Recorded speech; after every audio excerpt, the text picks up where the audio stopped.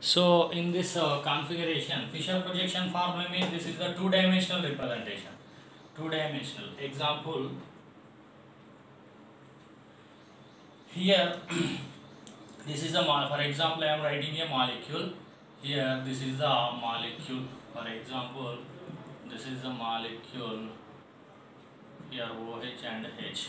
So in this case, the always root word mean the more number of carbons containing group should be right on a vertical line. Okay na?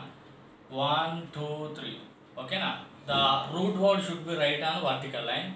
The number of chiral centers equal to horizontal lines. Number of chiral centers equal to horizontal lines. So here in the top of vertical line always highly oxidizable group. Highly oxidizable group at the top of vertical line. And bottom of the vertical line always write to highly reducible group. Reducible group and more hydrogens. Oxidizable group and more oxidants. So here you have to write to more reducible group. Then remaining the second is the chiral center. Okay, now next OHH, as your wish you can write left or right. Okay, now so I am writing here OH right side and writing here hydrogen left side. Right. So in this rule also same assign the priority order. 1, okay, then after 2, then after 3, then after 4, then after 4. So here always close fourth priority. Always close fourth priority and the remaining groups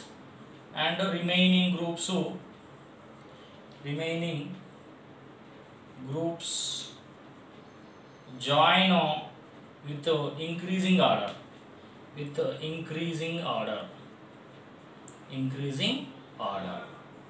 Okay now. So close fourth priority and join the remaining groups increasing order. 1, 2, 3. 1, 2, 3. So 1, 2, 3. If it is anti-clockwise,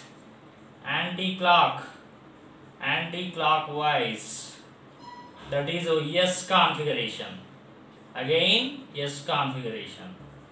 But if fourth priority line on horizontal, okay, now this is first, this is second. If fourth priority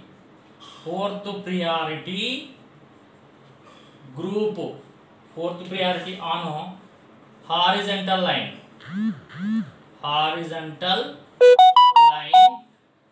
so R changes to S, S changes to R. R changes to S and S changes to R. S changes to R configuration. Okay na? So ikkada fourth priority group horizontal line. After assigning this S configuration vaste S changes to R. S changes to R.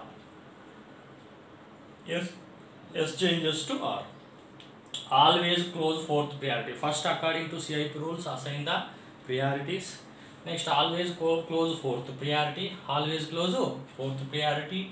And the remaining groups assign with increasing order. 1, 2, 3. This is anti-clockwise.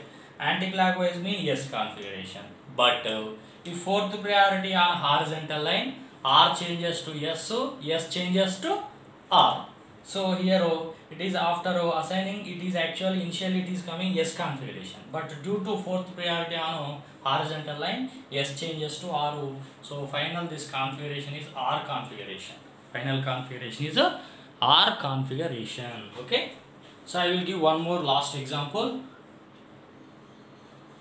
For example, I am providing this COOH. Here CH3. Here bromine, here chlorine. For example, this is a compound. Okay. So in this case, assign the priority. This is the first priority. The chlorine second priority. COOH third priority. CC cancel, goes to next atom. Third priority. This is the fourth priority. Okay na? Always close fourth priority. It may be horizontal or vertical. Always close fourth priority and the remaining groups join 1, 2, 3. 1, 2, 3.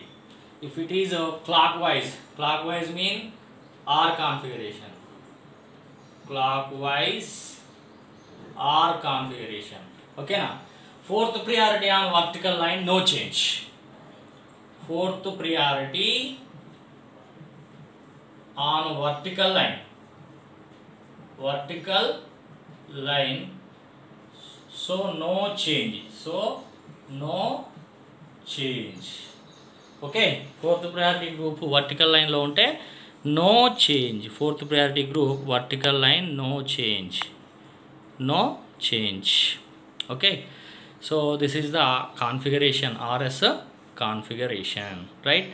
How to see, very important. This is very important configuration, RS configuration. This is used in nucleophilic substitution reactions. Right? So next to nucleophilic substitution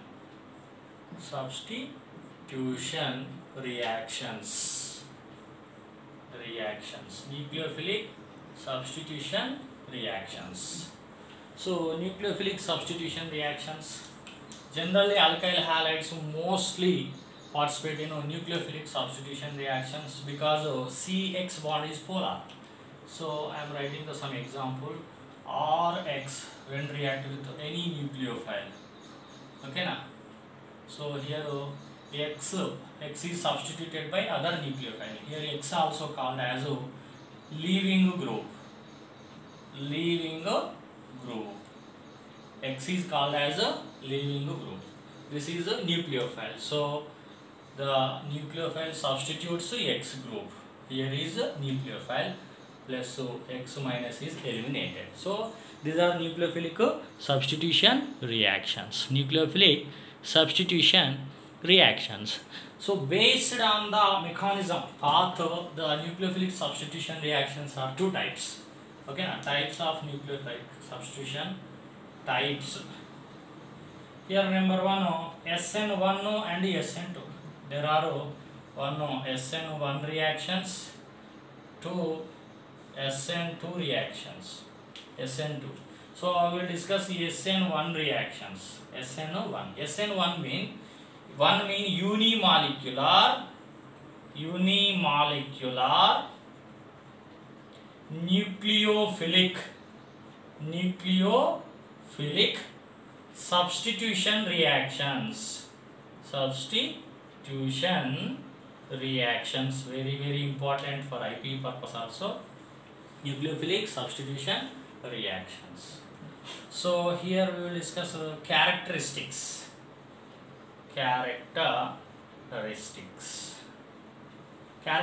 of SN1 reactions.